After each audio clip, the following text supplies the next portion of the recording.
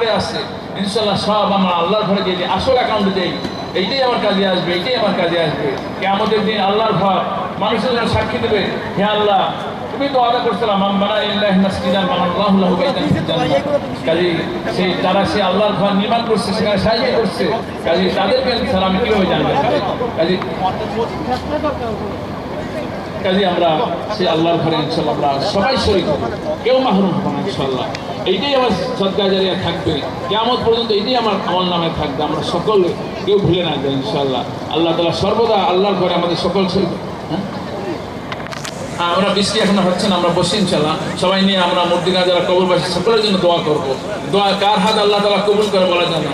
কাজে এই ঈদের দিন এই খোলা ময়দানে বসে আমরা এই প্রত্যেক আবহাওয়ার মধ্যে আল্লাহর কাছে আমাদের নিজেদের গুনাহরাশি মাফ চাবো।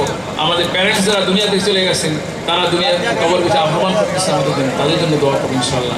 কাজে আমরা সকলে উপস্থিতির জন্য শরীক হই, আল্লাহর ঘরে শরীক হই ইনশাল্লাহ, কেউ মাহরুম